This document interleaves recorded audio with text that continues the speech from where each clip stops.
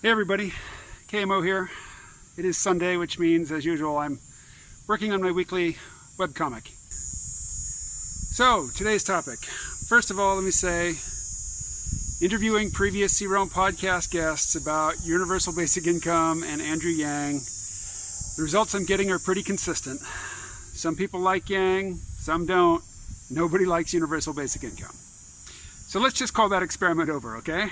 I will not invite anybody else onto this video channel to comment on Andrew Yang or the universal basic income or freedom dividend if I don't know in advance what their position is. So that experiment has run its course. I'm sure some of you, well, I'm not sure really what's in your mind, but little spider, go on. But today I just want to run a little thought experiment. Imagine this. Imagine there are two power factions that have different intentions, different desired outcomes for the democratic primary process. One of them controls established media channels which are decades old, and they represent one group of interests. And they have a suite of candidates they'd like. They're all pretty much mainstream business as usual candidates. Then there's another power center. This other power center is very powerful and very, very rich, but it's new money, only about a couple decades old, if that, and really they've really come into their power just in the last few years. And this other power faction, which controls a different sort of media conversation and more specifically a different demographic, particularly a different age cohort, they have a different candidate that they like, who they would like to promote. Well, suppose that the first power center that I'm talking about is the old guard corporate media. You know, the big cable news networks, TV networks, what's left of the newspapers. You know, they like a candidate that they can understand. They like a candidate that they can sell to the baby boomers and the so-called greatest generation. And then the other power center, the newer power center, let's say that that's Silicon Valley. Let's say that that's Google, that that's Twitter, that that's Facebook. Maybe Amazon, although there's reasons why Amazon wouldn't fall into that group. And the candidate they like is proposing something which, from the mainstream perspective, is insane. It's from Mars. It's so crazy. But it's something that the people in Silicon Valley have been talking about for a very long time and have been seriously proposing for a very long time. Well, of course, I'm talking about, you know, on the Silicon Valley side, I'm talking about Andrew Yang. What would it look like if Silicon Valley backed Andrew Yang? And we already know that Jack Dorsey, you know, CEO of Twitter, has made a cash donation to the Yang campaign. We know that Elon Musk has publicly endorsed Andrew Yang. And we know that CNN, MSNBC, CBS, you know, the mainstream old guard networks who are mostly talking to boomers and older, they don't like Yang. In fact, they don't like him so much that even though he should be 5th or 6th in national polls, when they talk about the big players, they leave him out. They elevate establishment players who aren't doing nearly as well in the polls as Andrew Yang is, and they elevate them over Yang to kick him out of the picture.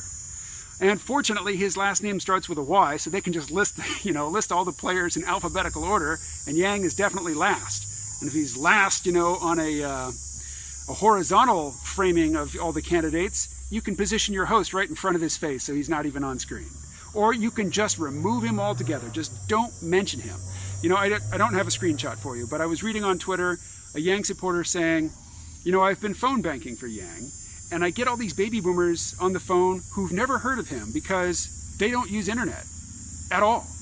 They don't have a Facebook account. They don't have a Twitter account.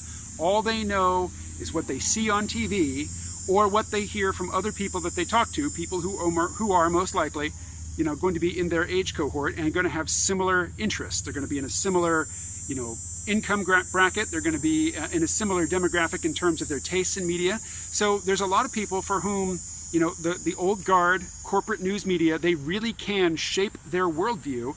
And if they want to exclude somebody from it, like Andrew Yang, it's within their power to do so. Whereas the folks online, you know, particularly millennials and younger, many of them don't watch TV. I have 2 teenage boys, they don't watch TV. They don't care, for the most part, about, you know, scripted entertainment.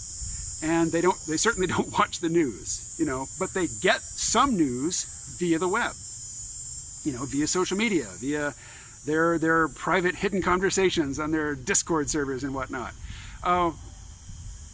People who get their information online have the ability to shape their filter bubble. They can block people who express opinions they don't like, and they can follow people and upvote people and encourage people who give them, validation for their worldview. And I think what you get, the upshot of this, one of the upshots of this, is that people who build their worldview and reinforce it with information online and don't really pay much attention to the old guard corporate media, they tend to be a bit fanatical. They tend to be pretty intolerant. And yes, I know, we're shaking here. They tend to be pretty intolerant of divergent worldviews. Now, I've been told that this is an age thing, that millennials have just, for whatever reason, they've never had to learn to, agree to set aside differences and just get along with people. And you don't have to do that online. You can block anybody who says anything that disagrees with your worldview at all. Anybody who causes you the slightest bit of cognitive dissonance, you can just shut them out of your life. Whereas people who grew up before the internet, they learn at a very young age that not everybody agrees with them, but you still have to interact and get along with those people, and you learn to talk about the weather. You learn to talk about sports. You learn to talk about safe topics, and even when the crazy uncle or the obnoxious father-in-law at Thanksgiving starts spouting racist bullshit, you learn to bite your tongue and just wait for it to pass rather than making a scene at Thanksgiving dinner. Now, it's not anything new for people to break down and make a scene at Thanksgiving dinner. It's been happening forever. For as long as there's been Thanksgiving, that's been happening. This is a thought experiment. Imagine, what would it look like if Silicon Valley wanted Yang and the old guard corporate media wanted somebody palatable to the mainstream like Joe Biden or Kamala Harris or one of the bazillion other candidates out there who are still getting coverage in the network news, even though they are not qualified to be on the debate stage, in 2 weeks, and they never will be. They're not going to qualify in October. They are done. They are zombie candidates, but the old guard corporate media would rather talk about them than Andrew Yang. What would that look like? Would it look any different than what's going on right now? I took a poll the other day where supposedly you had to be a registered voter in order to vote in this poll. And I think that was genuine because I have an apostrophe in my last name, which for computers causes trouble. So before I could vote in the poll, it asked me to put in my name and my zip code. And I did, and it rejected it. So I tried the name without the apostrophe. And then I went and I looked at my driver's license, and yes, there is no apostrophe on my driver's license. So that was a validation for me. This poll really is checking to see if I'm a registered voter.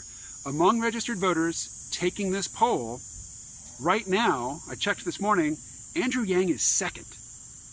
Bernie Sanders is first, Andrew Yang is second, and Joe Biden is third. So in the corporate media, either Andrew Yang doesn't exist, never heard of him, couldn't tell you who he is. Andrew Yang, who? On the internet, he's definitely in the top 3. And when you ask people to enter their actual voting credentials on a poll and you check it, he's in the top 3. Those poll results have been fluctuating, I think, as various candidates, supporters send the link around, to the friendly tribe saying, hey, get in here and support our candidate. But online, Andrew Yang is strong. So is Silicon Valley quietly trying to push Andrew Yang? Jack Dorsey, yes, above board, endorses him. Elon Musk has said as much. I support Andrew Yang. What about Eric Schmidt? What about Sundar Pichai? What about Sergey Brin and Larry Page? What about Mark Zuckerberg?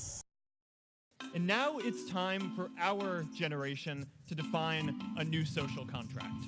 We should have a society that measures progress not just by economic metrics like GDP, but by how many of us have a role we find meaningful.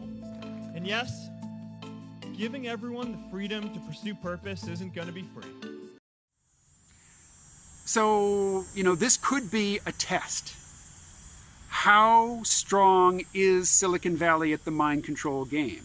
They're certainly more subtle about it than the mainstream media, because when the mainstream media does it, I can see it. It's very clear. It's very ham-fisted. It's not aimed at me.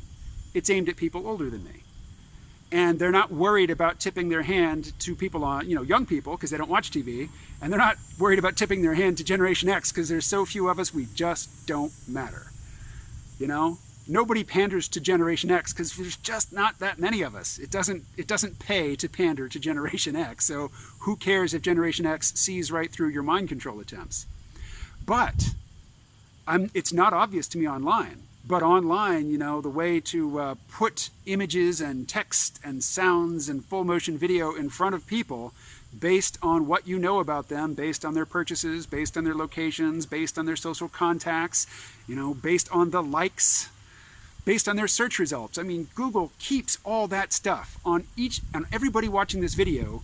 Google has a dossier on you with amazing amounts of information. So many data points you couldn't possibly count them. They know more about you in some ways than you know about yourself. And they have more subtle ways to influence what you see, what you hear, not only what, but when. They know when you're depressed. They know late at night that you've been drinking. They know when you are susceptible to certain messages. Is this the internet pushing, not the internet, but Silicon Valley, the internet power pushing their candidate in a much more subtle fashion than the old guard, the old corporate media can push their candidate? I'm not saying it is. I'm just saying, follow me through this thought experiment. Ask these questions. What answers do you come up with? Okay. That is all. I will talk to you again tomorrow.